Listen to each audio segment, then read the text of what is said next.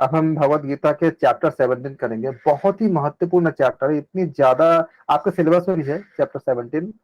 और इसके साथ हमारे, जो मैं बता रहा था कि किस तरह से, कैसे हम अपने शास्त्र विधि के अनुसार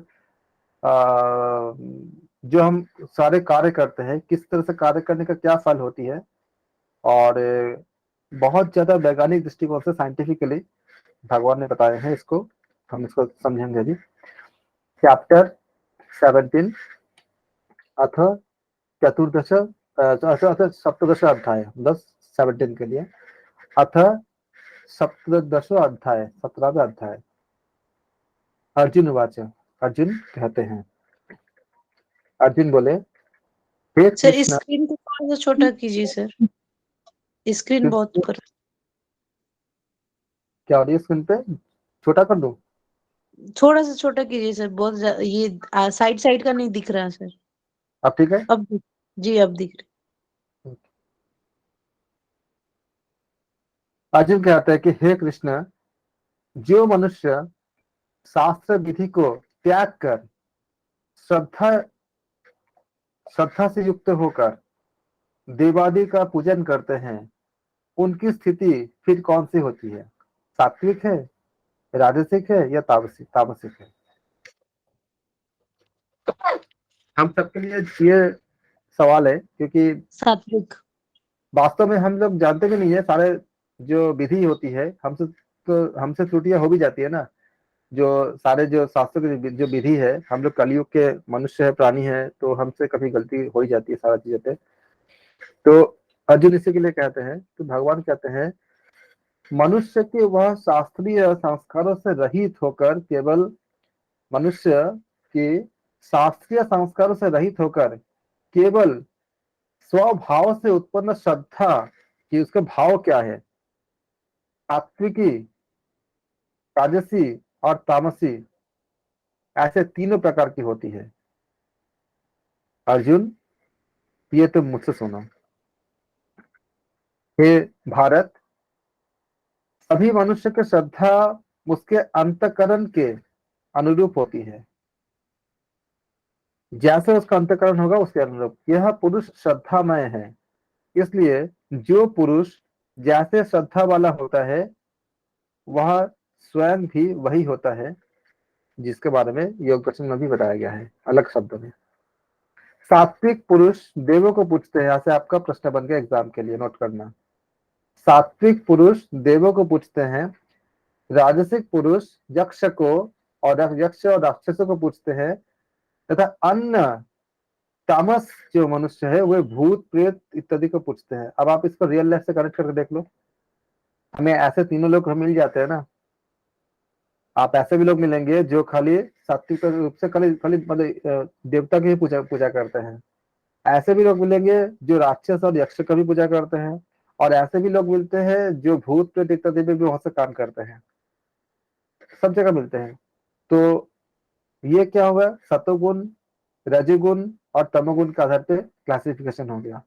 तो इनको जो है आप लिख लो एग्जाम्स के लिए, कि सात्विक पुरुष किसको पूजा करते हैं, देव की पूजा करते हैं।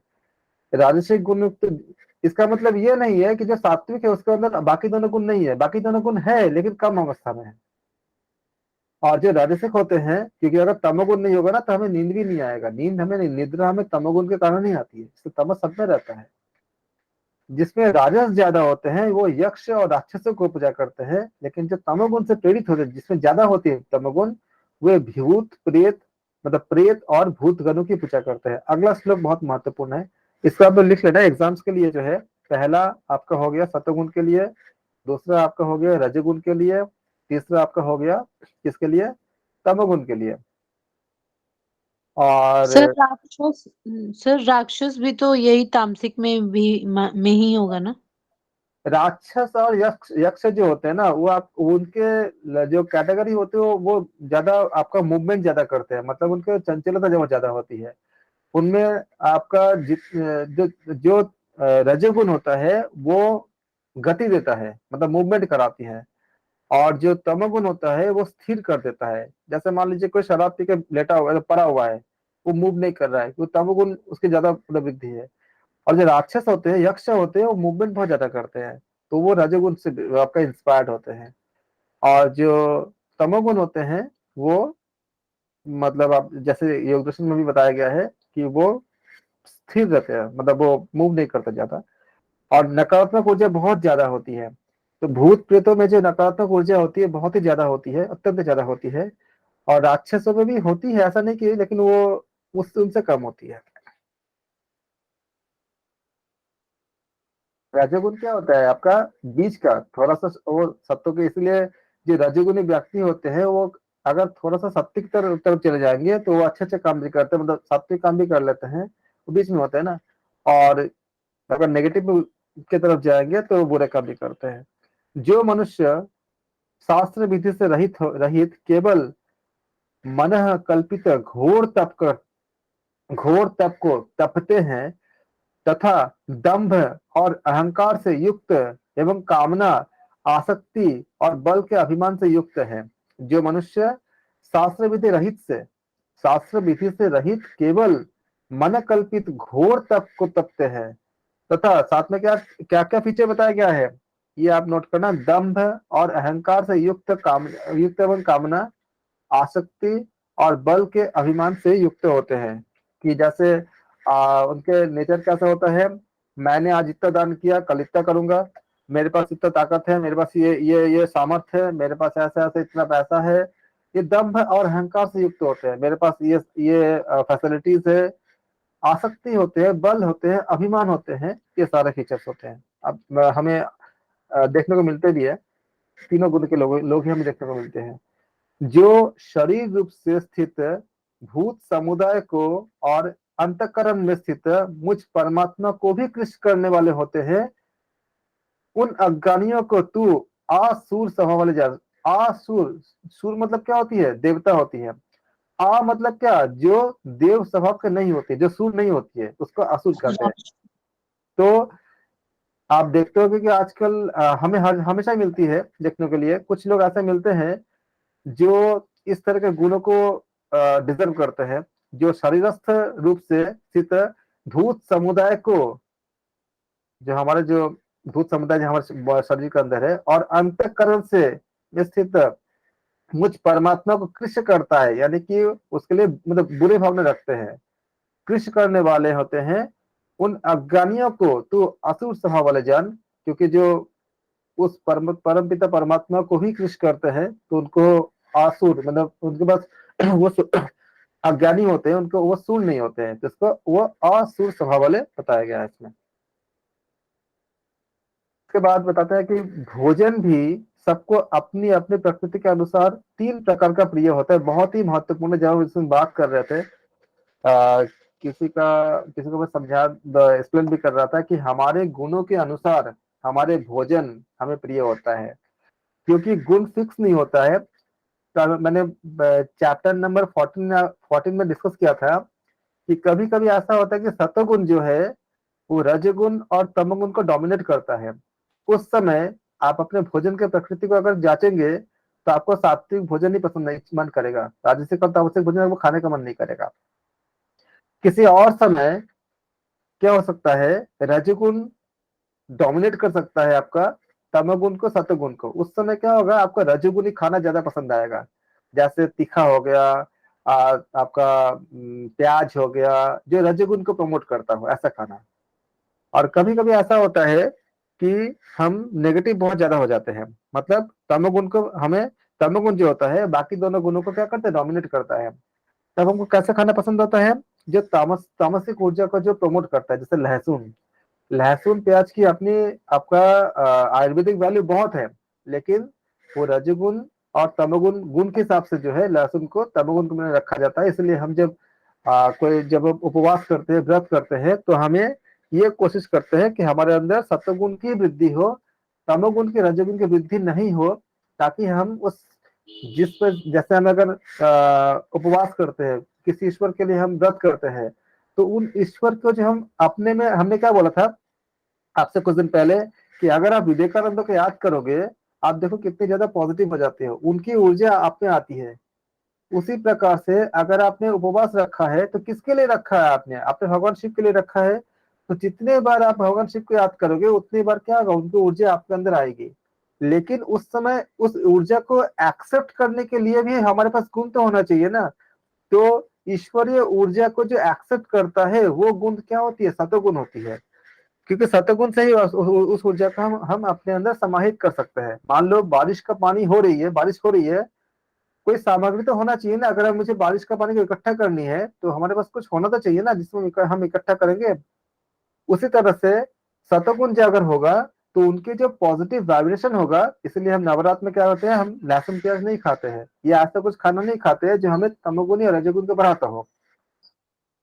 और जब हमारे अंदर अगर ऐसा होता है कि तमोगुण अगर डोमिनेट करेगा, तो तमोगुण के डोमिनेट मतलब हमें व्याप्त करने के लिए, ज्यादा करने के लिए जिस तरह के खाने खाना की जरूरत होगी, हमें वैसा खाना खाने का मन कर सकता है, मन करेगा वैसा खाना पसंद करेंगे। जैसे कि मान लो तमोगुणी खाना क्या होती है, तमोगुणी खाने में आपका जो होती है, जैसे आपका अल्कोहल हो गया, हाँ शराब हो गया, या फिर बासी खाना खाने का मन करता है, और जानबूझ के पहले का रखा हुआ खाना मतलब हमें खाने का मन करता है।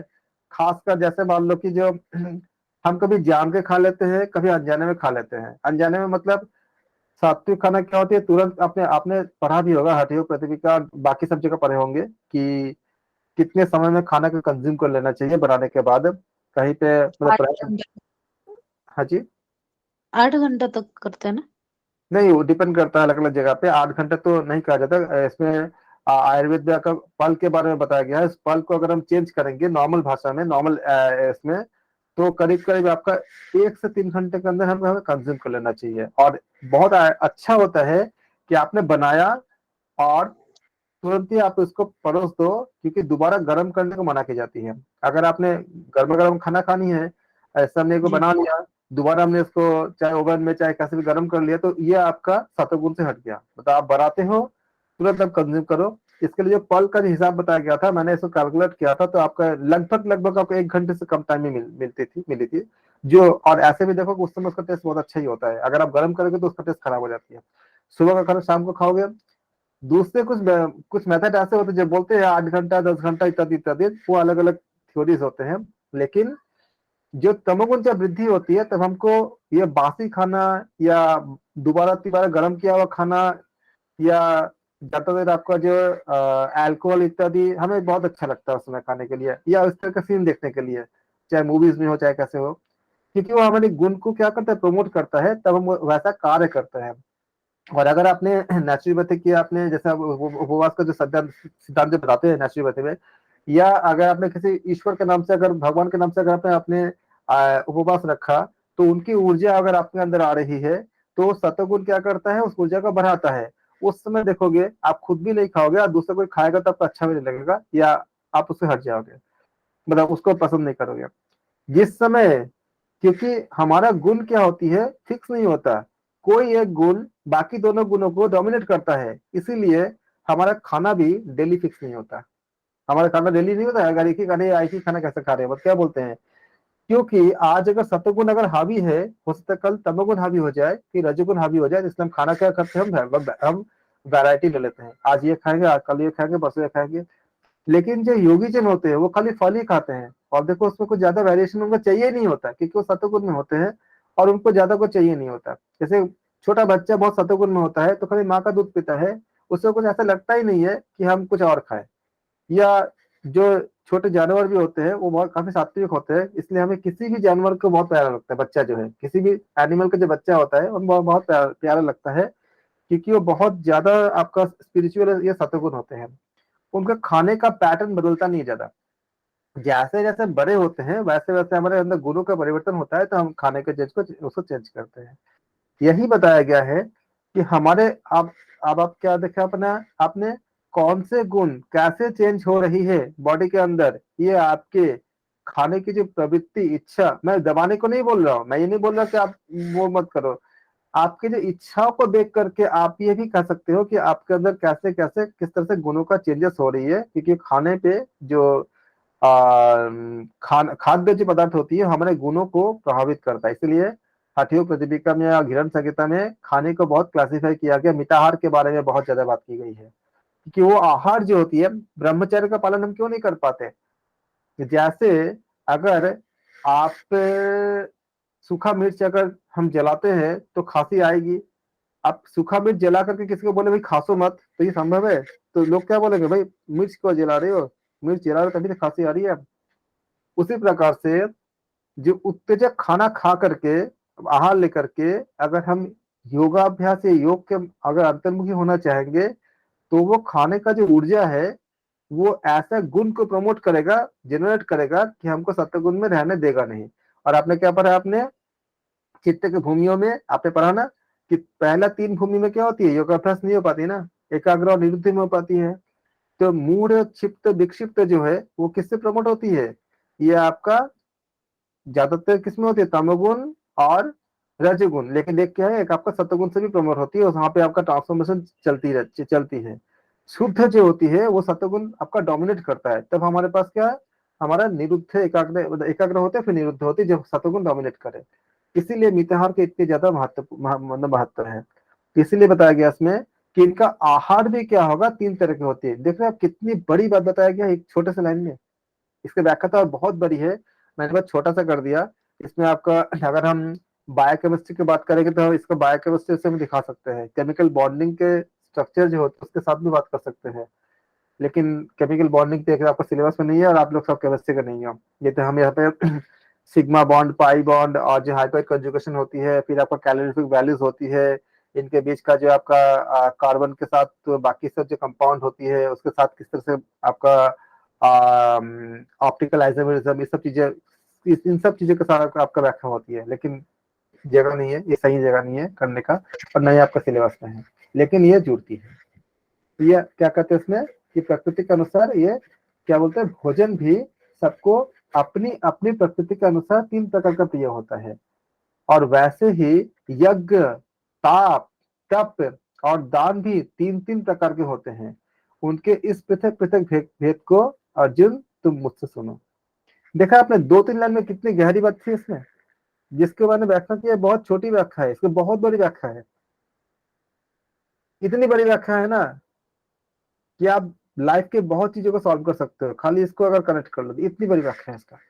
इसीलिए कहते हैं कि गीता इतनी ज्यादा गागर में सागर है, मतलब उसका अंत ही नहीं है, इतनी ज्यादा अनंत है इसकी, मतलब इसके जो कनेक्शन, इसके जो ज्ञान, इसके जो हमारे जीवन में जिस तरह से ऑब्स्टेकल को खत्म कर सकता है। यहाँ हमें मिताहार के बारे में बताते हैं, और बाकी सब कई यज्ञ कितने प्रकार के होते हैं, तप कितने प्रकार के होते हैं, सात्विक, राजसिक और तामसिक के अनुसार कैसे हम इसको क्लासिफाई करते हैं, ये सारी बातें बताई गई है। तो अर्जुन को श्री कृष्ण कहते हैं कि मुझसे सुनो। आयु, बुद्धि, बल, आरोग्य, सुख और प्रीति को बढ़ाने वाले, रसयुक्त, चिकने और स्थिर रहने वाले तथा स्वभाव से ही मन को प्रिय लगने वाले ऐसा आहार यानी ऐसा भोजन किसको प्रिय होंगे? सात्विक। सात्विक को प्रिय होंगे। इसको आप नोट कर लेना, एग्जाम आ सकता है। ऐसा करने के वाले पदार्थ क्या, ऐसे जो भोजन करते हैं वो क्या होते हैं, सात्विक पुरुष के प्रिय होते हैं। जिस समय सत्वगुण आप में ज्यादा होगा ना, आप इसको ये सब चीजें अच्छे लगेंगे। आप इसको मिला के देखना, जो आपके हठ योग में जो बताया गया है मिताहार के बारे में, आप देखना मिला के कितना मैच करता है। कड़वे, सर एक खट्टे, बार पुराना बताइए, एक सेकंड। क्या बताऊं? सात्विक फूड दोबारा बताइए एक बार। आयु, ऐसा खाना जिसे खाने से हमारे आयु में वृद्धि होती है। अब बताओ, अल्कोहल लेने से किसी का आयु में वृद्धि होगा? वो तो खराबी करेगा ना, बुद्धि खराब करेगा। तो या अगर मान लो कि कोई अगर बासी खाना खाता है तो क्या हमारे, अगर आप बायोकेमिस्ट्री की तरफ जाते हो या अगर बायोलॉजी की तरफ जाते हो, तो सेल जनरेशन करने के लिए, सेल को आपको जो माइटोकॉन्ड्रिया इत्यादि आपने पढ़े होंगे, आपने उसको जो एनर्जी चाहिए होता है, तो उसको जो जितना आप एटीपी, आप जानते हो एडिनोसिन ट्राइफॉस्फेट के बारे में सब आपने पढ़े होंगे। तो उसको उसको कैसे मिलेगा? अगर बहुत बासी, बहुत सड़ा गला खाना खाने से मिल जाएगा? उसको नहीं मिलेगा ना। तो सर हमारे रस युक्त, सर रस युक्त कौन सा? रसियों के जिसमें आपका जैसे ऐसे खा रहा है जिसमें जैसे आपने फल खाया, तो फल में क्या होती है, रस होती है ना। जी। जैसे आम आम खाया आपने, या अच्छा, दूध फ्रूट पिया के बारे में आपने, मतलब। या दूध पिया आपने, या आपने जो भी खाना खाओगे उसमें पानी का हिस्सा होता ही है, उसमें रस युक्त होता ही है। रस के बिना कहाँ होती है? ड्राई फ्रूट में भी रस होती है। रस मतलब रस किससे बनती है? रस आपका पानी से बनती है। और हर चीज में लगभग लगभग 60 से 70% पानी होती ही है, इसलिए रस युक्त है। आयु, बुद्धि, बल, आरोग्य, सुख और प्रीति को बढ़ाने वाले रस युक्त चिकने, यहाँ भी क्या फैट के बारे में बताया गया है। और आधुनिक विज्ञान क्या बताते हैं? हमारे खाने में कितने परसेंट फैट होना चाहिए? बताइए, कितने कैलोरी हमें फैट से भरने होते हैं? 11%, नहीं, 11 से। नहीं, आप पढ़ना अच्छे से पूरा। अच्छा, आपका जो फैट से जो है, फैट हमारे उसमें बहुत ज्यादा रोल प्ले करता है। और आप ऐसे अच्छे से पढ़ना, प्रोटीन कितना परसेंट चाहिए होता है, प्रोटीन की एनर्जी, फैट का कितना चाहिए होता है, क्या 40% चाहिए होता है, आप इसे पढ़ना अच्छे से। शायद तो फैट्स का 41% होता है सर। हाँ, इसी होता है आपको, 40 से 41 के आसपास मानते हैं उसको।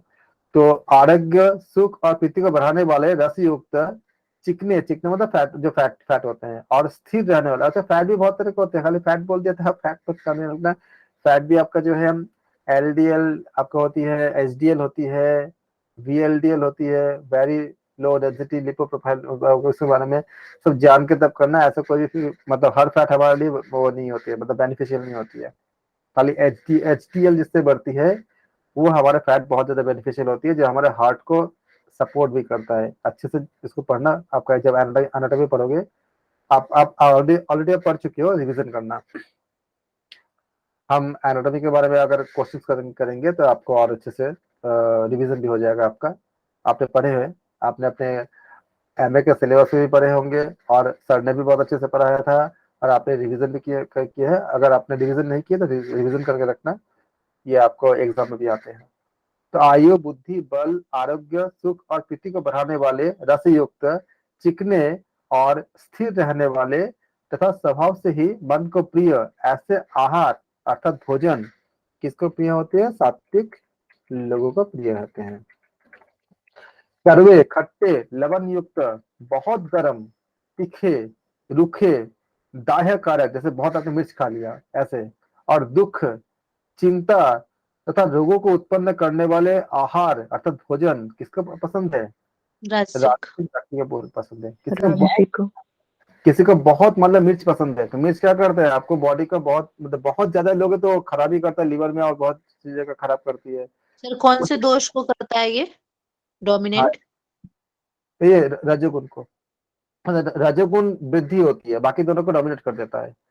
सत्वगुण को तमगुण को दबा देता है। जब रजोगुण बढ़ता है तब हमको कड़वे, जो रजोगुणी व्यक्ति होते हैं उनको कड़वे, खट्टे, लवण युक्त, बहुत तीखा, बहुत गरम, रूखे, या जो मतलब बहुत ज्यादा मिर्च क्या करते हो, दाह्य कारक होती है। और दुख हो रही है, मतलब बहुत ज्यादा आपने मिर्च खा ली लेकिन उसका भी एक आनंद ले रहे हो, ये सब क्या करता है? आपका चिंता को और कई तरह के रोगों को उत्पन्न करता है, क्योंकि ये किडनी को और आपका लिवर में जाएगा तो लिवर में कई तरह के अब विकार उत्पन्न करेगा। ये सारा चीजों को करता है। अगर ऐसा कोई खाना लेते हैं जो आपका एलडीएल या वीएलडीएल को प्रमोट करता है, ज्यादा बढ़ाता है, तो क्या करेगा? वो आपका बॉडी को खराब ही करेगा। ऐसा फैट, जो फैट आपका एलडीएल को बढ़ाता है या वीएलडीएल को बढ़ाता है, तो क्या करेगा? आपको बीमार करेगा, मतलब कार्डियक डिसीज बना, आपको कार्डियक से संबंधित रोग बना देगा, हार्ट के संबंधित आपको रोग बना देगा। ये सब चीजें क्या होती है? किसको? रजोगुनी को प्रिय होते हैं। जो भोजन अधपका हो, जो भोजन अधपका हो, रस रहित हो, दुर्गंध युक्त हो, बासी हो और उच्छिष्ट मतलब झूठा हो तथा अपवित्र हो, वह भोजन किसको पसंद है?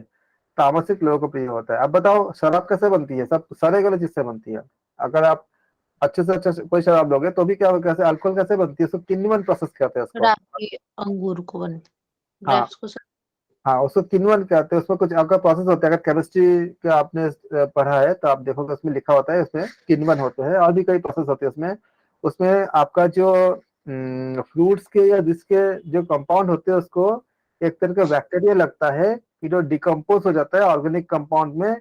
फिर उसका जब हम बनाते हैं तो उसका बेसिकली फॉर्मूला होता है आपका C2H5OH। आप लोग में से कोई केमिस्ट्री का है? तो इसके फॉर्मूला होता है CnH2n+1 इंटू OH। ये फॉर्मूला होती है आपका अल्कोहल का। अगर N=2 रख दोगे तो इसको कहते हैं इथिल एथिल अल्कोहल, जिसको हम लोग शराब के रूप में इस्तेमाल करते हैं। यहाँ पे इसे कहते हैं फंक्शनल ग्रुप, कहते हैं हाइड्रोक्साइड जिसे कहते हैं। और इसका फॉर्मूला होती है CnH2n+1OH। N= आपको 1 2 3 इत्यादि होती है। ये आपका केमिकल बॉन्डिंग के हिसाब से होती है। ऐसे जो जहरीला जो होती है, जिसका तो ऐसा जो आपका चर्चा चल रही है कि वो मिथाइल अल्कोहल होती है। N=1 रखोगे तो CH3OH। ये जो होती है ये रंग और आपका दूसरे आपका जो मतलब केमिकल कंपाउंड्स वगैरह बनाने में काम आता है। इसी को कहते हैं आपका जहरीली शराब, जिसको बारे में इतना न्यूज में आता है। इसके जरिए क्या होता है, या तो ज्यादा पीने से इंसान के इसको लेने से या तो डेथ होता है या तो इसको अंधे हो जाता है। तो क्या ये परिणाम अच्छा हुआ? नहीं हुआ ना। तो ये खाना क्या होगा? ये आपका तबोगोनी खाना हुआ। सर तो टार किसके फॉर्मेशन से बनता है जो लंग्स में होता है फिर? किसमें? देखो, कई चीजें ऐसी होती है ना, ये जैसे मान लो कि आपका हाइड्रोक्लोरिक एसिड वगैरह है। एक होती है कि बॉडी खुद में क्रिएट होता है, उसका एक अलग है। क्योंकि आज तक हम जितना सेल के बारे में पढ़े हैं, जिंदा सेल के बारे में कोई नहीं जानता। जितना भी पढ़ा हमने, जो कोशिका पढ़ा हमने, वो डेड कोशिका के बारे में पढ़े हैं। तो जीवित कोशिका कैसे अंदर काम करता है, ये सब चीजें जो बाहर होती है, हमारे बॉडी के अंदर भी कहीं ना कहीं कुछ चीजें बनती है। लेकिन उसका मैकेनिज्म जो है, जो वेस्टर्न मेडिकल साइंस या जो वेस्टर्न जो बायोलॉजी है, वो अभी तक नहीं निकाल पाया। क्योंकि जब भी कोई जीवित कोशिका पे कोई प्रयोग किया जाता है तो कोशिका मर जाता है। तो जितने बारे में हम जो आप जो पढ़े हो, माइटोकॉन्ड्रिया सब जितने भी पढ़े हो, वो डेड सेल पे भी काम किया गया है। जो आपका जो जिंदा सेल है उस पर कोई काम हो ही नहीं सका। जितने बार कोशिश किया गया वो मर गया कोशिका।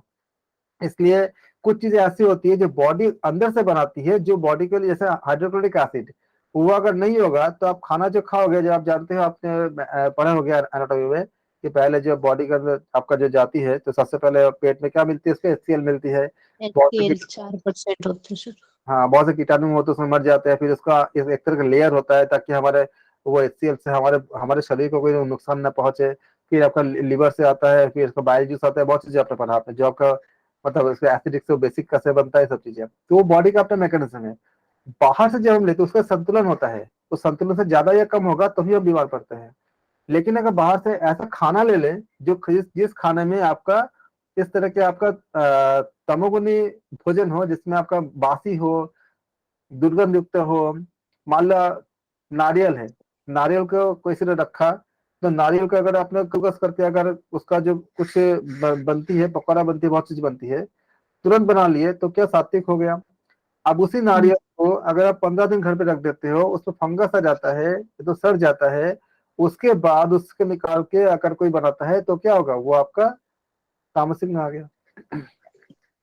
सर मेरा वैसे क्वेश्चन ये था कि सर जैसे हम वो करते हैं ना, जैसे कुछ लोग स्मोकिंग वगैरह करते हैं तो वो अंदर जब जाता है लंग्स के अंदर सर, तो सर वो इफेक्ट जो करता है हमारे लंग्स पे, और कहते हैं शायद टार बनता है तो। ये जो आपका जो स्मोकिंग करने का इसलिए तमस में आता है ना, क्योंकि उसको जो बना आप जो अगर सिगरेट के जो मैकेनिज्म को, क्योंकि मेरा एक प्रोजेक्ट था सर वो कैसे फॉर्मेशन होता होगा सर फिर, उस बॉडी के अंदर कैसे फॉर्मेशन होता होगा उसका इसका सर? जैसे वही अभी जी। बॉडी का ना तार नहीं बनता। मैं उसको बता रहा था, मैं आपका एसिड का बता रहा था। तार जो होती है वो तो आपको मतलब खराबी करता है, वो बॉडी के अंदर नहीं बनता। जब हम कोई स्मोकिंग करता है तो वो जो इच्छा है वो तमोगुनी इच्छा है, जो इंटेक करता है उसको जरूरत नहीं है। लेकिन जिस जिस केमिकल से बना होता है, जो बॉडी को हार्म करता है, खराब करता है, तार बॉडी के अंदर नहीं बनता। मैं एसिड के बारे में बता रहा था। कुछ चीजें ऐसी होती है जो बाहर सही नहीं होता, लेकिन हमारी बॉडी खुद बनाती है, जिसको जितना रिक्वायरमेंट होती है। जैसे मान लो कि स्टेरॉइड बॉडी के अंदर भी खास तरह के मैकेनिज्म से बनती है, लेकिन वो शरीर बनाता है वो अपने हिसाब से। लेकिन अगर बाहर से कोई स्टेरॉइड ले लेगा तो कितना खराब करता है, आप लोग जानते ही हो। जी तो ये तो क्लियर हो गया। जो शास्त्र विधि से नियत है, शास्त्र विधि से नियत यज्ञ करना ही कर्तव्य है शास्त्र विधि से नियत यज्ञ करना ही कर्तव्य है। इस प्रकार के मन को समाधान करके फल न चाहने वाले पुरुष के द्वारा किया जाता है, वह सात्विक है। मतलब क्या हुआ, बिना एक्सपेक्टेशन डिजायर के, फल की कामना किए बगैर, खाली अपना कर्तव्य है, ड्यूटी है, इसके लिए हम कर रहे हैं। ये इस विधि से जो कार्य करते हैं, ये कौन करता है? सात्विक, जो सतोगुण से जो ज्यादा ज्यादा प्रेरित होते हैं वो करते हैं, सात्विक पुरुष करते हैं। परंतु हे अर्जुन, केवल दंभाचरण के लिए, खाली दंभ दिखाने के लिए, अथवा फल को भी दृष्टि में रख करके अगर ऐसा करेंगे तो मान लो कि हमारा नाम होगा, फोटो खींचेंगे, लोग जानेंगे, तो हमने ऐसा मतलब दिखाने के लिए, दिखावा करने के लिए अगर कुछ आचरण करते हैं, कोई भी आचरण करते हैं कि हमने यज्ञ किया है, हमने मतलब इतने लोगों को दिखाया है, तो ऐसा यज्ञ जो होती है उसको क्या कहते हैं? वो उस यज्ञ को राजस जन्म, जो दिखावे के लिए। सर दम्भ मतलब अच्छा काम। दंभ मतलब अहंकार के साथ करते हैं ना, कि देखो मैंने इतना पैसा है, मैंने इतना दिखा दिया, इतना किया, ये किया, इस तरह के जो दिखावा होती है ना, उसको दंभ कहते हैं। कि हमने मतलब कि कुछ हद तक लोगों को नीचा दिखाने के लिए भी होता है ना, कि हमने ऐसा किया, हम हमारे पास इतना घमंड। घमंड कर सकते हैं, सब मिला करके। तो ये क्या होती है, ये आपका कौन करता है? जब राजसिक गुण ज्यादा हो जाती है तो ऐसा मन होता है, या करते हैं तो करने का, ऐसे दिखावा करने का मन होता है। लेकिन जो सतोगुणी होते हैं, ऐसे कितने ऋषि मुनि हैं जिन जैसे भगवान कृष्ण भी कहते हैं कि मुझे कर्म करने की जरूरत नहीं है, लेकिन मैं इसलिए करता हूँ कि ताकि दुनिया मेरे को फॉलो करे और दुनिया में सात्विकता बनी रहे। उसी तरह से हिमालय में कितने ही ऐसे ऋषि मुनि हैं जो लगातार ऐसे तपस्या किए जा रहे हैं कि उनके जो आपका जो नेचुरल जो वाइब्रेशन है, जो आपका जो सात्विक स्पिरिचुअल वाइब्रेशन है, ये पूरा दुनिया के हित के लिए काम करते हैं, ये पूरा दुनिया के आपका उनके उद्धार के लिए करते हैं। उनको कोई, आप देखोगे कितनी ऐसे जगह है जहाँ पे उपनिषद में किसने लिखा उनका नाम तक नहीं है। और बड़ा मुश्किल होता है ये, जैसे पतंजलि ऋषि, महर्षि पतंजलि के ये बहुत विवाद होते हैं कि महर्षि पतंजलि के 3 जगह नाम आते हैं। एक आपका जो है उन्होंने व्याकरण भी लिखे हैं, फिर उन्होंने इसका आपका जो अंजलि। हाँ, जो आपका दर्शन है, दर्शन भी है, ऐसे कई जगह पे है। लेकिन क्या एक ही इंसान है? क्योंकि वो बहुत मतलब कंट्रडिक्शन होते कि किस समय में है, क्या है, अभी भी उसका पर चल रही है, एग्जैक्टली कुछ नहीं हो पाया। ऐसे ही कितनी उपनिषद ऐसे हैं जहाँ पे नाम ही नहीं है कि किन्होंने बताया, को बहुत कुछ जगह है, कुछ जगह नाम ही नहीं है, क्योंकि उनको नाम नहीं चाहिए, क्योंकि सात्विक थे, उनको दिखावा नहीं करना था, अपने नाम तक नहीं बताना था, खाली समाज कल्याण के लिए काम कर रहे थे। और जिन लोगों में ज्यादा मतलब, जैसे कुछ लोग ऐसे होते हैं कि खाली दिखाने के लिए ही करते हैं कि मैंने इतना इतना यज्ञ किया, इतना हवन किया, इतना ये किया, लोग देखेंगे, जानने, या दिखावा करेंगे, ये दम्भ अहंकार की पूर्ति करेंगे। ये क्या होती है? कौन से गुण से? आपका ये रजोगुण से प्रेरित होते हैं वो। और फिर लेकिन वो भी शास्त्र विधि का पालन करते हैं, लेकिन जो नियम इत्यादि, लेकिन दिखावा बहुत ज्यादा करते हैं, दम्भ अहंकार करते हैं। जैसे रावण ने दम्भ अहंकार से, अगर मान लीजिए कि मैंने इतना ऐसा किया, दिखा मतलब इस तरह के बहुत बड़े बड़े देवताओं को उन्होंने अपने यहाँ पे रख दिया था। भगवान भगवान शनि देवता को उन्होंने बंधक बना लिया था, काफी कुछ किया था उन्होंने। तो ये क्या दम्भ, ये रजोगुण प्रेरित होते हैं। शास्त्र विधि से हीन, अन्नदान से रहित, बिना मंत्रों के, बिना दक्षिणा के, या दक्षिणा और बिना श्रद्धा के किए जाने वाले यज्ञों को तामस कहते हैं। तो दक्षिणा का मतलब ये नहीं कि खाली पैसा ही दे रहे हो, दक्षिणा का मतलब श्रद्धा भी होता है। दक्षिणा का बहुत बड़ी मतलब होती है। अभी आज के हिसाब से खाली पैसा तक सिमट गया है, दक्षिणा का बेहद व्यापक मतलब होती है। वो आपका मनी के अलावा भी बहुत कुछ होती है। तो और सबसे बड़ी बात है कि श्रद्धा, अगर श्रद्धा नहीं है, बिना श्रद्धा के अगर कोई यज्ञ करता है तो उसका तामसिक यज्ञ कहते हैं। एग्जाम में इन सबको टर्म टर्म देके पूछे जा सकते हैं, और रियल लाइफ के लिए तो बहुत अच्छा है ये। देवता, ब्राह्मण, गुरु और ज्ञानी जनों का पूजन, पवित्रता, सरलता, ब्रह्मचर्य और अहिंसा, यह शरीर संबंधी तप कहा जाता है। एग्जाम क्वेश्चन बन गया आपका, ये दे देंगे। अब पूछेंगे ये कैसा तप है, तो आप बोलोगे देवता, ब्राह्मण, गुरु और ज्ञानी जनों का पूजन, पवित्रता, इसको लिख लेना पूरा, ये गीता प्रेस की कोई भी गीता भगवत गीता लोगे सब में मिलेगा।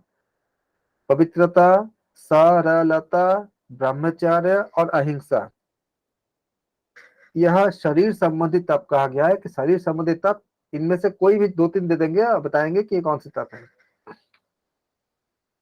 जो उद्वेग न करने वाला, प्रिय और हितकारक एवं यथार्थ भाषण है। यथार्थ मतलब जो सच है वो सत्य, तथा जो वेद शास्त्रों के पठन का एवं परमेश्वर के नाम का जप का अभ्यास है, जो हम लोग जप करते हैं, वह वाणी संबंधी तप कहा जाता है, जिसमें हम पहले जाप करते हैं या वेद के या उपनिषद इत्यादि की जो बातें हम करते हैं, इस तरह का जो, ये भी एक तप है। जैसे आप सुन रहे हो, ये भी एक तप है। क्या सुन रहे हो आप वेद या उपनिषद या भगवत गीता के बातों को सुन रहे हो। ये क्या वाणी, ये वाणी संबंधित, जैसे मैं बोल रहा हूँ तो ये वाणी संबंधित हो गया, तो ये कौन सी तप कहलाता है, ये वाणी, वाणी मतलब बोलना, जो आवाज है, वाणी संबंधित तप कहा जाता है। तो एग्जाम के लिए याद रखना, अगर ऐसे लिख देते हैं कि ये कौन सी तप है, आप बोलोगे वाणी संबंधित तप है।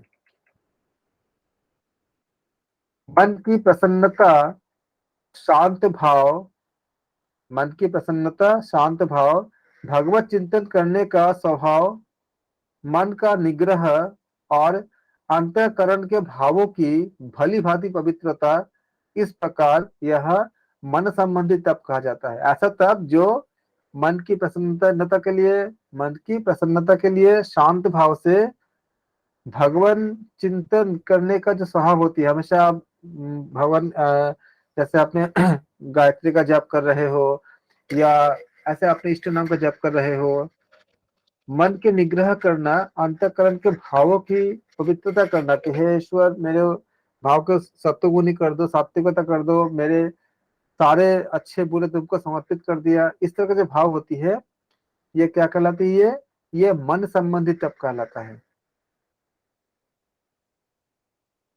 फलों को न चाहने वाले योगी पुरुष द्वारा परम श्रद्धा से किए हुए उस पूर्वोक्त 3 प्रकार के तप को हम सात्विक तप कहते हैं। जो हमने तीनों प्रकार का भी देखा, हमने इन तीनों को कंबाइंड फॉर्म में, जो फल नहीं चाहते हैं लेकिन श्रद्धा से जो उत्तम प्रकार से जो कर्म करते हैं, बिना फल के, निष्काम कर्म जिसे कहते हैं हम लोग, बिना किसी फल के चाहने के, ऐसे जो तीनों प्रकार के कर्म हैं जो मन से वाणी से हम लोग करते हैं, इसको कहते हैं हम लोग सात्विक तप कहते हैं। तप के 3 प्रकार, तप के प्रकार, एक प्रकार से आपका सात्विक हो गया।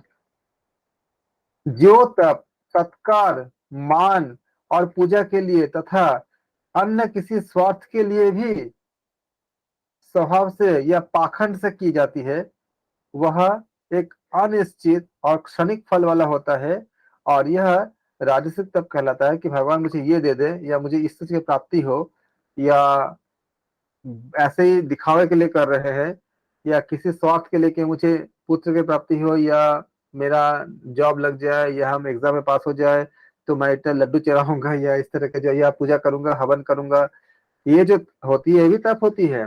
लेकिन ये जिस इच्छा के लिए तप की जाती है, वो इच्छा दे करके वो क्षणिक फल वाला होता है। इसको हम क्या कहते हैं, इसको, इसे कहते हैं राजसिक तप कहते हैं। तो वह क्या होती है, शॉर्ट टर्म आपका फल देता है।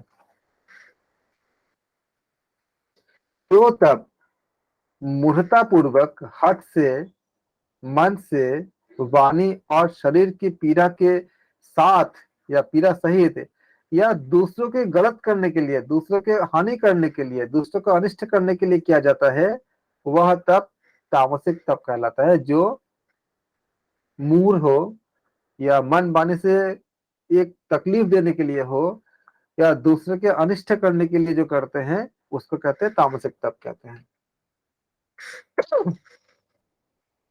दान, दान देना कर्तव्य है, ऐसा भाव से जो दान देते हैं, और देश काल स्थान यानी स्थान काल पात्र उसको विवेचना करते हैं कि सही जगह पे सही लोगों तक दान, पता चला कि आपने किसी को दान दिया और वो नशा करने लग गया आपका, तो ये क्या हुआ, सात्विक दान नहीं हुआ। आपको देखना है कि वो सही, मतलब वो कुछ गलत काम करने लग गया, तो वो आपका और हानि होता है इससे। अब जैसे मान लो कि कोई ऐसा इंसान है जो बहुत आपका शराब पी के पड़ा हुआ है, लेकिन उसको अगर हम खाना मांगता है, अगर खाना खिला देते हैं तो पता चलता है कि उसको उसको खाना मिल जा रहा है, तो वो कोई काम ही नहीं कर रहा है, और उसके घर के जो फैमिली मेंबर्स है वो सारे लोग भूखे मर रहे हैं। अगर हम उसको खाना नहीं खिलाएंगे तो शायद कुछ काम कर लेगा, और उस काम करके जो आमदनी होगी उससे उसके घर वाले भी कुछ, उनको भी खाना मिल जाएगा। तो ये क्या गलत पात्र हो गया। तो अगर इसमें क्या होती है, ये पात्र का हमने पहचान नहीं किया तो ये कुपात्र हो गया। तो कुपात्र में दान करने से क्या होती है, हमारा अच्छा नहीं होता, क्योंकि हमें इसमें देखने पड़ते हैं। इसीलिए अगर कोई पैसा मांगे तो कुछ ऐसी इस तरह के कुछ हो तो पहले हमें पात्रता की जांच करनी होती है।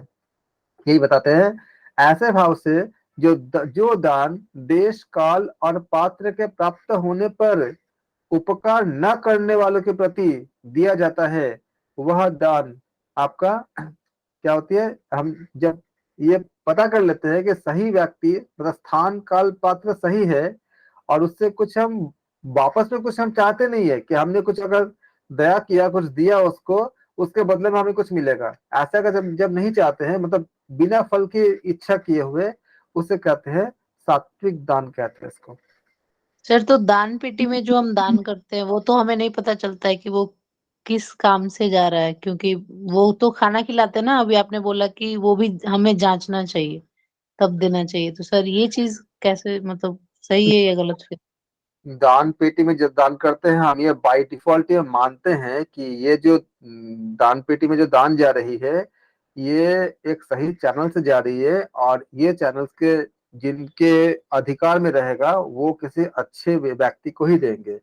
इस हिसाब से वो सही है कि इसलिए वो देना गलत नहीं है, क्योंकि हम ये मान के चलते हैं कि ये एक जो दान पेटी है वो कोई आम लोग इसका या कोई भी राह चलते लोग उसको नहीं खोलेंगे। ये जो दान पेटी है वो किसी ऐसे व्यक्ति के पास जाएगा जो समाज कल्याण में काम करेंगे। हाँ, वहां पे कुछ हो तो उसको तो नहीं कर सकते कुछ भी, लेकिन ये बाय डिफॉल्ट हम ऐसा मानते हैं कि उनको गरीबों को खाना खिलाएंगे या शिक्षा में खर्च करेंगे। तो वो आपके जैसे हम सरकार को भी हम टैक्स देते हैं, तो इसका सरकार क्या करती है, इस आशा से देते हैं कि आप एजुकेशन सेस भी देते हो, बहुत कुछ करते हो कि ये उन तक पहुंचेगा, तो पहुंचता भी है। लेकिन इसलिए वो, क्योंकि आपको आपका कंट्रोल, आप जो दे रहे हो ये मान के दे रहे हो कि जिस चैनल से जाएगा उस चैनल में अच्छा काम होगा, इसलिए वो सही जी है। लेकिन अगर जी वहां पे कुछ हो जहां पे हमारा कंट्रोल ही नहीं है वो तो हम नहीं कर सकते। लेकिन अगर आम आदमी को देते हैं तो पहले एक बार ऐसा ना हो कि वो कोई मिसयूज कर ले और उसके लिए उसके दूसरे किसी को कुछ हानि हो, बस ये देखना होता है। जैसे कोई छोटा बच्चा अगर है, छोटे बच्चे अगर कोई कुछ मांगता है, तो अगर आप उसको पैसा देते हो और पता चले कि उसका पैसे का कुछ मिसयूज कर रहा है, तो वो सात्विक नहीं हुआ। लेकिन उसको अगर आप खाना खिला देते हो कि भाई ठीक है, तुम जो भी इतना सफर करे, तुमको जो खाना खाना है खा लो, तो अगर आप सामने खड़े होकर खाना खिलाते हो तो उसका पेट में जाता है, तो वो आपका ठीक है। लेकिन तब भी हम जहां तक हो सकता है हमें देखना होता है, हालांकि हम तो देख नहीं पाते, लेकिन यह कहा गया है कि जैसे मंदिरों में दान करते हैं, मंदिरों में दान करने का एक बहुत बड़ा रीजन ये होता है कि जो ब्राह्मण होते हैं वो हमारे कल्याण के लिए हमेशा काम करते हैं, पूजा पाठ करते हैं, सब कुछ करते हैं। लेकिन जी उनके भी तो आपका जो फैमिली होते हैं उनके भी तो आपका हमारा पैसा ईश्वर को चाहिए नहीं होता। भगवान तो पूरा यूनिवर्स को सृष्टि किया है, तो हम उनको क्या देंगे। लेकिन हम जो दान पेटी में देते हैं वो पैसा उसके जो मंदिर के पुजारी होते हैं उनका भी फैमिली है, उनका भी घर परिवार बच्चे हैं, उनके देखभाल भी, क्योंकि वो हमारा देखभाल करते हैं, पूजा पूजा पाठ करते हैं, उससे हमारा मंगल होता है। तो हमारा भी कुछ कंट्रीब्यूशन का पड़ता है कि उनका भी फैमिली चलते रहे, उनके भी फैमिली में कोई मतलब जो जरूरतें पूरी होते रहे। तो ये भी एक सात्विक धर्म में आती है। तो ये भी इसलिए हमें वो उस पर नहीं आता जब हम किसी पंडित जी को देते हैं। और मतलब जो हम दान पेटी करते हैं, अगर वो मंदिर में देते हैं तो मंदिर से कई ऐसे मंदिर है जहाँ से इन पैसों का गरीबों को आपका खाना खिलाना या बाकी सब काम अच्छे अच्छे काम करते हैं, तो वो जी सही। जी तो साधुवाद सर। हाँ, तो वह दान सात्विक कहलाता है। तो जो दान क्लेश पूर्वक तथा प्रति प्रकार के मतलब हमें वापस मिलेगा ये सोच करके, प्रति प्रकार के प्रयोजन से या फल को दृष्टि में रख के कि अगर हम दान करेंगे तो हमें ये फल मिलेगा, या फिर फल के लिए ही दिया जाता है, उसको उस दान को क्या कहते हैं, हम राजसिक दान कहते हैं। कि हमें कुछ उद्देश्य से, कुछ इच्छा से, या इस तरह के हम अगर जो कोई मोटो रख के जो देते हैं तो उसको हम राजसिक दान कहते हैं। अब बिना किसी सत्कार के, जैसे मान लो कि किसी ने खाना चाहा तो हम उस खाने को उनको बहुत इज्जत से दिए और वापस कुछ नहीं पाए तो सात्विक हो गया। उसको खाना दिए, दिखावा किए, कुछ फोटो तो खिंचवाए, लोगों ने देखा, वो राजसिक हो गया। लेकिन उसको अगर अपमानित करके खाना दिया है तो उसको हम फेंक के खाना दिया है या दूर से खाना दिया से कि जिससे उसका अपमान का फील होता हो, तो बिना सत्कार के अथवा तिरस्कार पूर्वक, मतलब उसको अपशब्द बोल के, कुछ गंदी बातें बोल के अगर हमने दिया, कोई भी हमने दान किया हमने, और अयोग्य जो गलत व्यक्ति को देश काल और कुपात्र के प्रति दिया जाता है कि सही पात्रता नहीं है, उसको अगर दान देते हैं और देश काल को न देख करके दान देते हैं, वह दान क्या कहलाता है, तामसिक कहलाता है। इस तरह से देखा हमने कि सात्विक दान, राजसिक दान और तामसिक दान, तीन प्रकार के हमें दान होते हैं। ओम तत्व सत्य, ऐसे यह तीन प्रकार का सत्य चिद घन, सच्चिदानंद घन ब्रह्म का नाम कहा गया है। उसी से सृष्टि के आदि काल में ब्राह्मण और वेद तथा यज्ञादि रचे गए हैं। देखो, जो बातें हम उपनिषद में पढ़ते हैं सेम बातें है ना, अलग अलग उपनिषद में। सर ये एक बार फिर से सर ये बोला।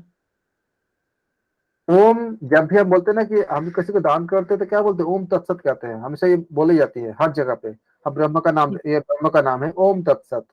तो ओम तत्सत, ये ऐसे तीन प्रकार का, ये सच्चिदानंद घन ब्रह्म का नाम कहा गया है। तो अगर एग्जाम में आता है कि भगवत गीता के अनुसार सच्चिदानंद ब्रह्म का नाम अगर पूछे ओम जाते हैं, ओम तत्सत कहते हैं। उसी से सृष्टि के आदि काल में ब्राह्मण और वेद इत्यादि रचे गए। एग्जाम में क्वेश्चन ये भी आ सकता है कि भगवत गीता के अनुसार सृष्टि के आरंभ में, सृष्टि के आरंभ में या आदि काल में या आरंभ में ब्राह्मण और वेद तथा यज्ञ इत्यादि किससे रचे गए हैं, किस नाम से रचे गए? तो आप ऑप्शन अगर आता है ब्रह्म का नाम या ब्रह्म का नाम क्या है, तो ये कैसे भी आ सकता है, तो ओम तत्सत याद रखना, बहुत इंपॉर्टेंट है। इसलिए हम लोग जब कुछ करते हैं, पूजा पाठ भी करते हैं, तो हम लोग ओम तत्सत का उच्चारण करते हैं। इसलिए वेद मंत्र को उच्चारण करने वाले श्रेष्ठ पुरुषों की शास्त्र विधि क्या होती है, नियत यज्ञ, दान और तप रूप क्रियाएं क्या होती है, सदा ओम, इस परमात्मा के नाम को उच्चारण करके ही आरंभ होती है। मैं बोला था ना 6 जगह पे ओम के बारे में बताया गया है, यहाँ पे देखो एक जगह मिला आपको कि पूरे गीता में, भगवत गीता में 6 ऐसे जगह है जहाँ पे ओम के लिए बताया, भगवान कहते हैं। तो दान, तपरूप और क्रियाएं सदा ओम, इस परमात्मा के नाम को उच्चारण करके ही आरंभ होना चाहिए। हम लोग करते भी है ना, कुछ भी देखो, किसी का नाम लो, किसी भी भगवान का, ओम नमः शिवाय, ओम वासुदेवाय नमः, अब हम ओम के जरिए करते हैं क्योंकि उनसे एनर्जी आपका उत्पन्न होती है, उसके बाद सबको एनर्जी मिलती है। क्योंकि हमने उपनिषद में पढ़ा है कि ओम के ऊर्जा से ही सबको ऊर्जा मिलती है।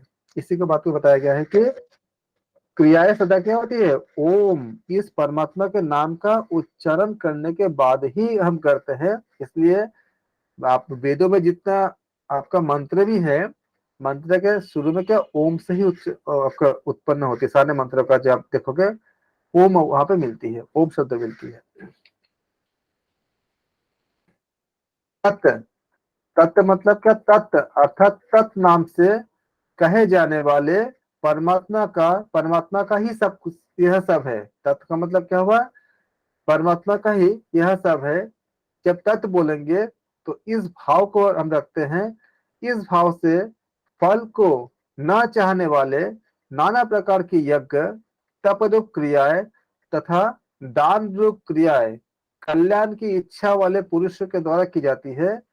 ये हम तत्शब्द का व्याख्या हमने पढ़ा हमने। और फिर सत आती है, सत्य, इस प्रकार यह परमात्मा का नाम सत्य भाव में और श्रेष्ठ भाव में हम प्रयोग करते हैं या प्रयोग किया जाता है।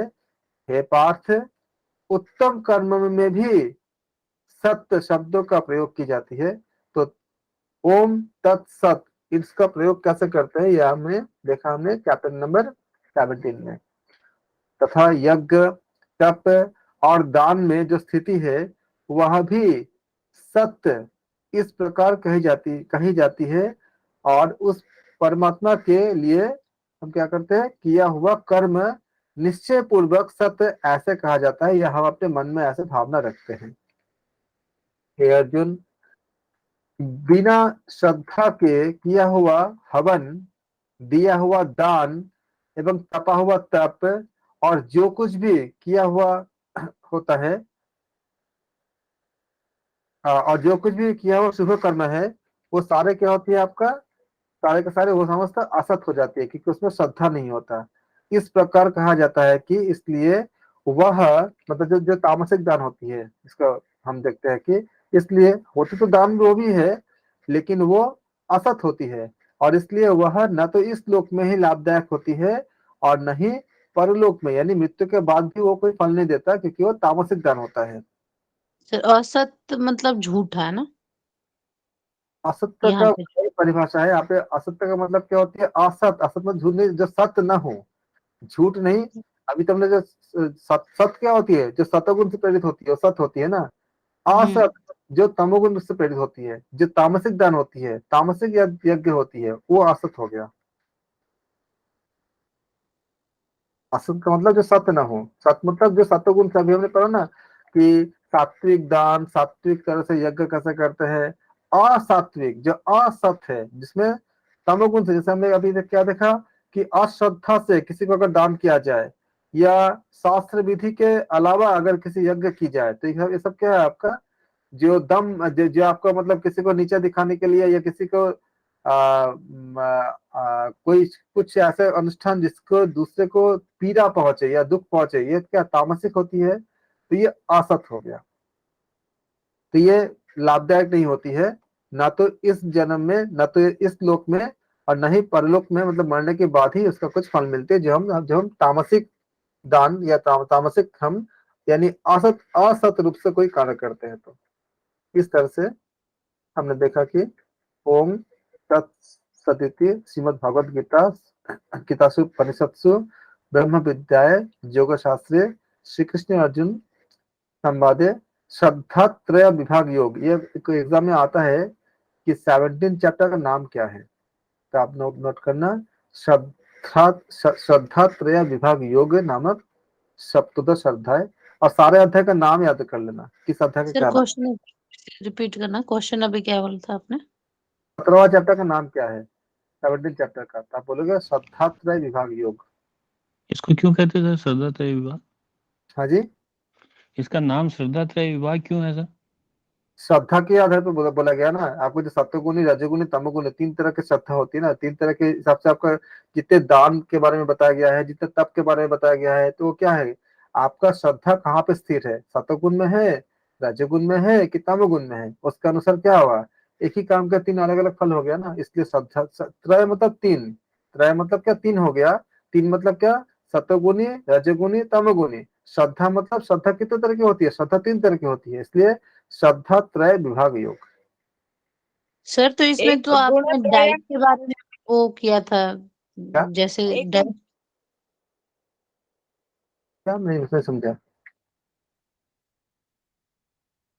सर श्रद्धा त्रय विभाग योग्य में सर तो ये ठीक है कि सात्विक और राजविक और तामसिक के बारे में हमने जाना, गुण के बारे में, हाँ, लेकिन आपने इसके बारे में आहार के बारे में भी तो थोड़ा बहुत जिक्र किया था, डाइट के बारे में, तो तो आहार वो भी जैसे जैसे गुण होते हैं वैसे वैसे आहार आपको प्रिय होती है। जैसे सतोगुणी जो इंसान होंगे उनको सात्विक आहार प्रिय होगा, और जो रजोगुण जब वृद्धि होगा तो राजसिक आहार प्रिय होगा, और जब तामसिक गुण बहुत ज्यादा होते हैं तो आपका तामसिक आहार प्रिय होगा। हमने बताया कि सात्विक आहार कौन कौन से होती है, राजसिक जी आहार जी कौन कौन सी होती है, और तामसिक आहार में क्या क्या आता है। एक्चुअली इसका पूरा फोकस जो था वो श्रद्धा के ऊपर था ना, इसलिए श्रद्धा त्रय विभाग है। त्रय मतलब हाँ, तीन हो क्योंकि गया। एक है ना, एक अध्याय गुण त्रय विभाग योग है, उसमें राजसिक, तामसिक और सत्व गुण जो है ना, वो त्रिगुण पे बताया गया है। तो वो और यहाँ गुण पे त्रय विभाग योग अलग है, और ये श्रद्धा पे ज्यादा है, इसलिए इसका नाम श्रद्धा त्रय विभाग है। त्रय मतलब तीन हो गया, और क्योंकि श्रद्धा पे बेस्ड है ये पूरा। आप ऐसा भी देखते हो ना कि हम लोग क्या करते हैं कि हम लोग अगर कोई आपको कुछ देता है तो किस भाव से दे रहा है ये बहुत महत्वपूर्ण है। और क्या दे रहा है वो तो ज्यादा महत्वपूर्ण नहीं होता है नॉर्मली, लेकिन किस भाव से दे रहा है। अगर कोई बहुत प्यार से, अगर आप अपनी माँ के पास जाते हो, बहुत प्यार से आपको एक चॉकलेट देता है तो कितना अच्छा लगता है। चॉकलेट का मूल्य महत्व नहीं रखता, उनके अंदर जो भावना होती है, जो प्यार होता है वो महत्व रखता है। माँ ने अपने हाथ से एक रोटी खिला दिया, कितना अच्छा लगता है। लेकिन रोटी तो, अगर वही रोटी अगर आप कहीं मतलब बाहर से खरीद कर खाओगे तो वो चीज नहीं मिलती है, क्योंकि वो श्रद्धा का अंतर होता है। क्योंकि माँ में क्या होती है, निष्काम श्रद्धा। इसको हमने एक बार बात की थे आप लोगों से कि हमने बोला था कि एक शब्द था के बारे में हम व्याख्या कर रहे थे कुछ समय पहले, कि एक होती है आपका अंदर की जो भावना होती है, कि हमने सहानुभूति के बारे में बात कर रहे थे कि सहानुभूति क्या होती है।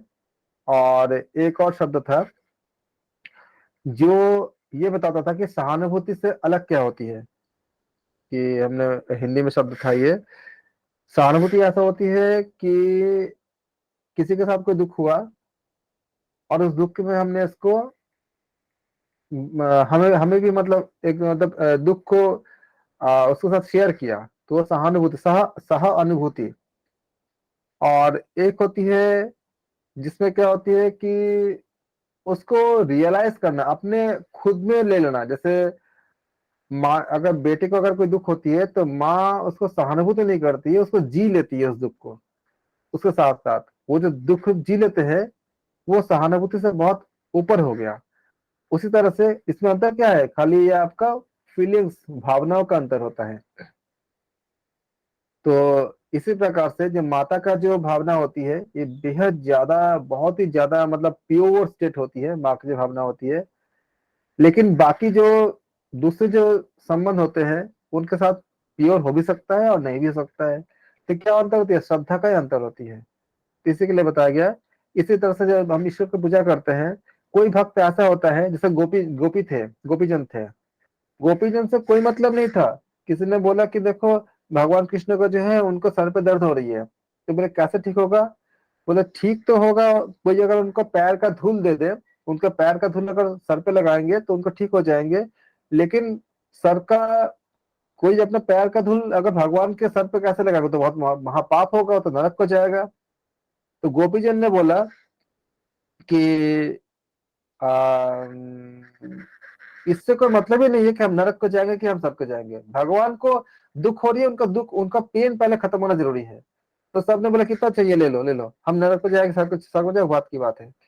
तो ये जो होती है ये आपका श्रद्धा का लेवल है, कि सबसे पहले उनको रखना। जो आपका गोपियों का था कि आपको कृष्ण के प्रति। और यहाँ पे बता देता हूँ आपको, जो आम लोगों में प्रचलित है वो इसका अर्थ नहीं है। ये गोपीजन परम संत थे, और राम जन्म भी जब हुए थे तो राम जी के समय उन्होंने जो एक जगह मिलती है रामायण में, कथा में, कि राम जी को कहते हैं कि आप इतने आकर्षक हो कि हम संत ऋषि है तब भी आपकी तरफ आकर्षित हो जाते हैं। तो राम जी ने कहा था कि मैं जब कृष्ण जन्म में जन्म लूंगा तब मैं आप सबको इसी जो आपका जो ये भक्ति से पूरा प्रेरित हो जाएगा, जिसको हम आप लोग पढ़े हो ना, अपरा भक्ति परा भक्ति, जो पढ़े हो आपने, इस स्थिति में आप लोग आओगे और फिर वो आपको आपको मैं दूंगा। तो ये एक था कि ये सारे कोई लड़की या जो नॉर्मल है तो ऐसा कुछ नहीं है, ये आपका परम संत थे। एक कहानी एक जगह और भी मिलती है कि कामदेव को बहुत घमंड हो गया था कि हमारे कामदेव के पास क्या है कि 5 बाण है। इस 5 बाण से वो पूरा, एक बाण से ही पूरा मतलब यूनिवर्स को जो काम इच्छा जो होती है उस काम इच्छा को जागृत करना और मेंटेन करने के काम करते कामदेव।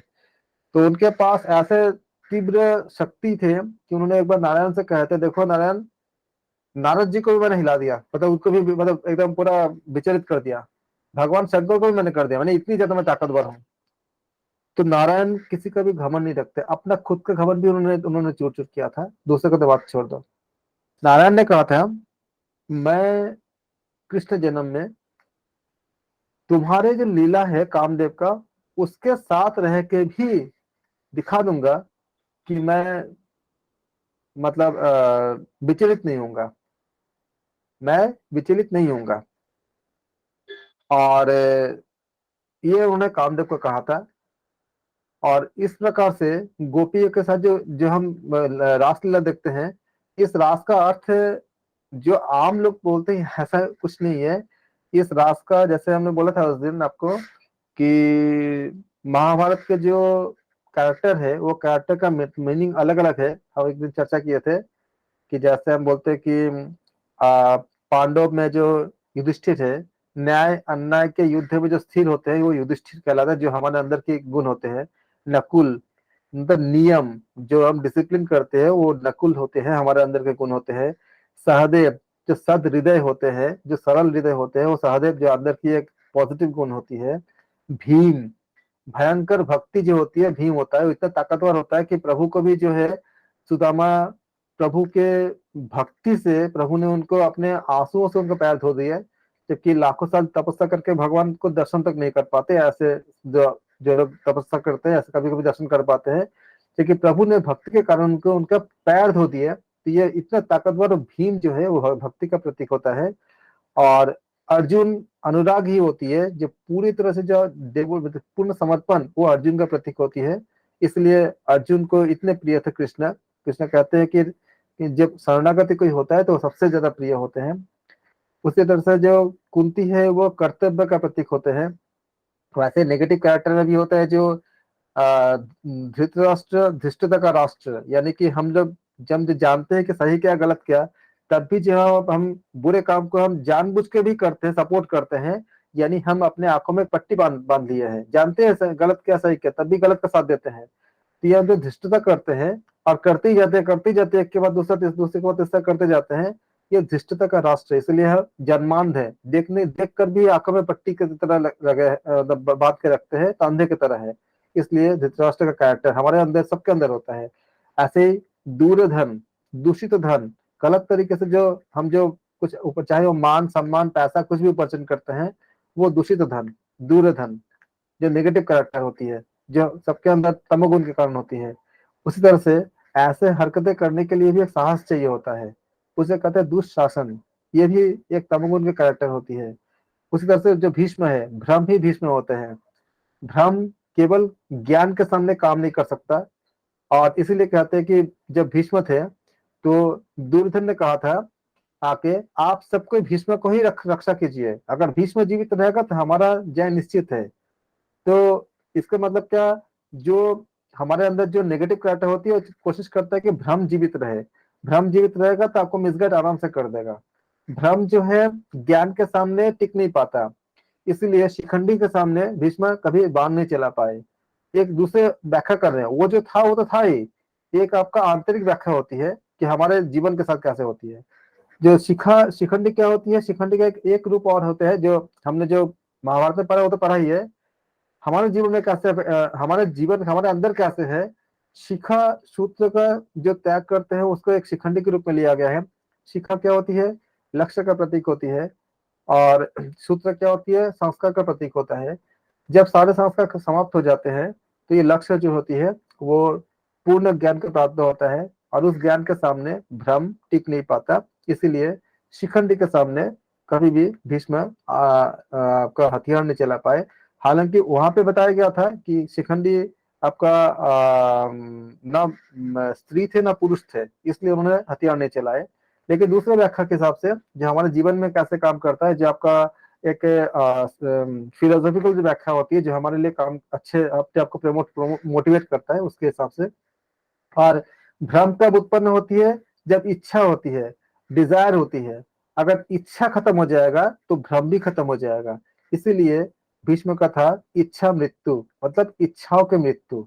जब इच्छाओं की मृत्यु होगी तो ये भ्रम भी खत्म होगा, और ये कौरव पक्ष का एक महान सेनापति जो है, हमारे अंदर के जो ऑब्स्टिकल है वो खत्म हो जाती है।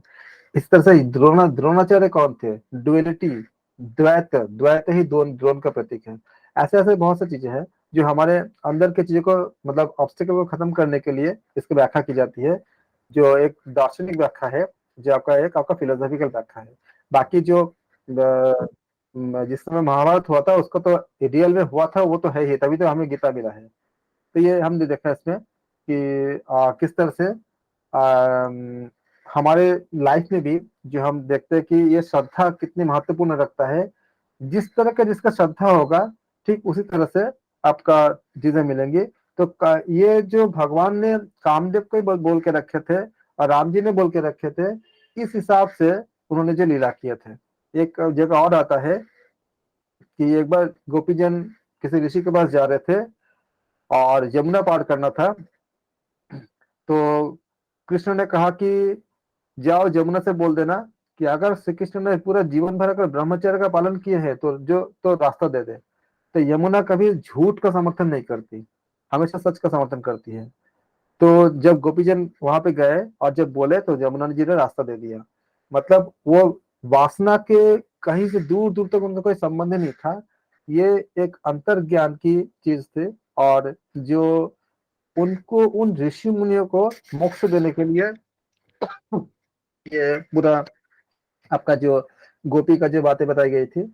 और नारी के बारे में बताया गया है, जैसे द्रौपदी का जो नारी है, जिसके अंदर ये पांचों गुण होता है, वो नारी है। जैसे आपका 5 गुण में जो नकुल, सहदेव, युधिष्ठिर और अर्जुन और भीम, इनके जो दार्शनिक व्याख्या जो किया गया है, ये पांचों गुण एक जगह जहाँ होती है वो नारी कहा गया है।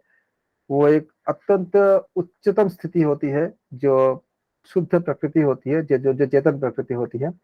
ये सारी व्याख्या हमें जानने के बाद हमें पता चलती है कि ये कितनी ज्यादा रिलेवेंट है। ये किससे संबंधित है? श्रद्धा से है। इसलिए श्रद्धा 3 गुण से प्रेरित होता है, सत्वगुण, रजगुण, तमगुण।